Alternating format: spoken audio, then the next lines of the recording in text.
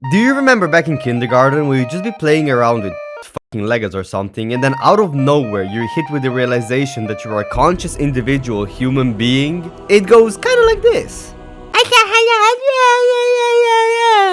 Huh?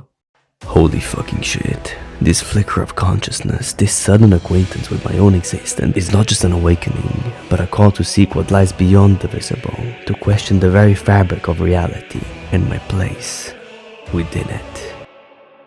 Something similar happened to me recently while procrastinating watching anime. I randomly started asking myself, why am I watching this? Why am I enjoying this? Why does anime even intrigue me? Why have I built my entire career and audience around this medium? I was sitting like this, feeling cold as shit. I genuinely wanted to know though, why I and millions of people flock to this medium. What is it that makes us dedicate such a large portion of our lives to experiencing these characters, worlds, and settings? Well, in order to answer that question, let's first determine why we enjoy fictional stories in general. Cause from an evolutionary perspective, it makes no sense. Back in the day, all we did was Unga Bunga, kill mammoth, eat mammoth, ride wife, sleep. It's not in our nature to search for fantasy worlds. Our brains are programmed to survive and fuck big booty goth bitches. So the natural conclusion is that writing has only now become more popular because of the sheer comfort we live in. We don't really have to worry about getting dismembered by a saber-toothed tiger or our extended family dying because of a cold. Our society has progressed far enough. However, to contradict that statement, the first piece of writing originates from ancient Mesopotamia. For my fellow Americans, that's before Freeman was born. Back then, quality of life wasn't even as close as being great as it is today. Slavery was a thing, and domestic abuse probably wasn't criminally charged back then. Ancient literature has been around for millenniums, and it has nothing to do with the fact we live in comfort now. My favorite piece comes from a Greek tragedy, written by What the fuck? You won't kill me? Go. Fabulous! Unless I reconsider. Not fabulous. Sure, in modern times, million-dollar industries focus on taking us on a fictional journey. Harry Potter, Marvel, One Piece, Zelda, Elden Ring, art, with a seriously high-budget production, allows us to explore virtual worlds with different rules and landscapes from our reality. But as I said, these worlds are filled with information that's irrelevant to us as organisms. Fantasizing about Makima stepping on you doesn't help you from an evolutionary perspective. And the only explanation I could find for it is called escapism. The tendency to seek distraction and relief from unpleasant realities, especially by seeking entertainment or engaging in fantasy. Now, this makes more sense. If you've been around the anime community for a while, you know about the tsunami-sized waves of shitty isekai we get every season, but if you don't, every year there are piles of trashy, copy-paste power fantasies inspired by Sword Art Online where a nerdy loser dies and gets reincarnated into a new world where, using his gaming skills, he becomes super smart and strong, and every girl falls in love with him, with seemingly no effort whatsoever. Motherfuckers will gobble this shit up. Why build an incredible physique and charisma through years of hard work and tribulations when you can just insert yourself into the protagonist of a power fantasy, get all the bitches, all the status, everything you ever wanted by merely sitting on your chair and twisting your ball hairs? And this explains why terribly written shows get hundreds of thousands of people to watch them.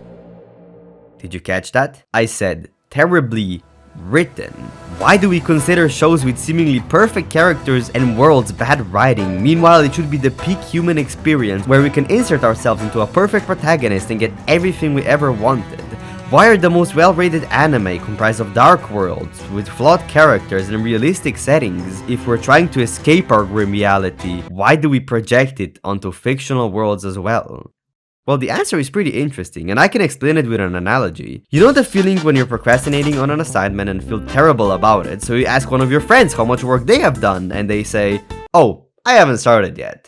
You feel fucking relieved. If they haven't started yet, you don't have to start either, even though you're both gonna fail the class. Enjoying fictional stories isn't about escapism. It's instead about the reflection of realism. It's finding comfort in fictional stories by reflecting them to our reality. When a character is flawed and traumatized, it comforts you because you're flawed and traumatized too. When a character starts working on their imperfection, it's inspiring because you want to become a better person too. Instead of doing the work though, you can just watch a character change challenging and gain a massive sense of accomplishment from it. But to put a little copium in your brains, even though you didn't do the work that the protagonist did, humans have something called mirror neurons, which activate both when performing an action and observing somebody perform an action. If you eat a burger, the same neurons will fire than if you see somebody else eating a burger. If you see a character working hard to become a better person, then maybe, just maybe, you might end up doing the same.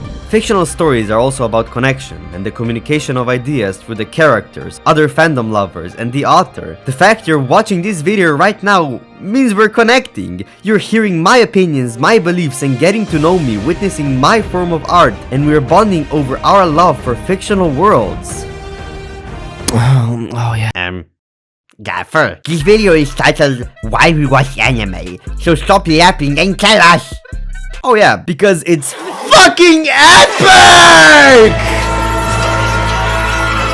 Emotional investment is the most important aspect of fictional entertainment. Even bad stories can be enjoyable if you're decently emotionally invested. And anime just happens to make us the most emotionally invested out of any medium. The art style, soundtracks, action, storytelling, language, and more all encompass what's so unique about the medium you cannot experience anywhere else. My friend says, anime as an art form is so broad and diverse, you can find something for all ages, all genres, in a variety of tales and protagonists, good, evil, relatable. We watch anime because we can go on a journey we otherwise could never do in real life. Can't you do this with normal fictional stories as well? You can, but when something is animated instead of live acted, you immediately eliminate tons of restrictions. Whether you want to be a cowboy traveling through space, or an elf with a virtually infinite lifespan, maybe a cyborg living in a world where everything is run on sex and money, or even a middle schooler trying to prevent a girl from becoming invisible, the anime genre offers unlimited diversity in its stories and characters. From realistic to abstract, it appeals to everyone and explores so much more than live action, which is why it's becoming mainstream. And if you're trying to argue that books can do the same thing, you're fucking stupid. If you read a book on Jujutsu Kaisen, it goes something like this. Sukuna unleashes a lethal cleave at Mahoraga, slicing through the air with deadly precision. He follows it up with a couple more, however Mahoraga's adaptation has already progressed to its second spin, allowing for swift regeneration. Sukuna swings his left arm, building up for another attack. Mahoraga prepares for another strike and raises its defenses. Yet the only sound in the deserted city is the eerie echo of silence. Seizing the moment, Mahoraga's defenses momentarily faltered. He swept his right arm in a brutal arc, annihilating Mahoraga with ruthless efficiency. Meanwhile, the anime looks like this.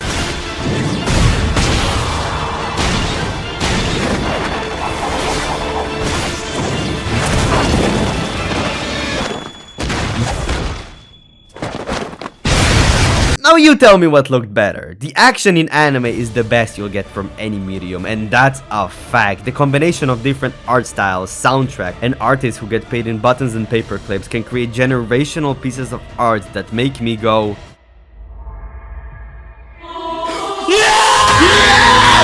oh my god! That's fucking crazy! Oh my god! Yeah! Don't do it! nothing else can make me scream like that. Besides a pegging session from a goth baddie. I'm not saying that anime is the superior medium and that other forms of fictions don't have their own upsides. Tropes are annoying. Fan service is fucking stupid. There's many downsides to the medium, but I'm trying to convey the point that the reason we watch anime is because it offers an experience so unique and diverse that we spend a significant portion of our lives investing in these stories, constantly searching for the next big thing, to even feel a fraction of the incredible rush of emotions we once felt before. If you like this video and would like to watch more, I suggest checking out the video on the new #1 anime of all time that even surpassed the undisputed king, Fullmetal Alchemist. Hit the like button to help my videos get pushed into the algorithm, and I'm endlessly grateful for the precious time you spent on this video. Goodbye, my Gabfrusies.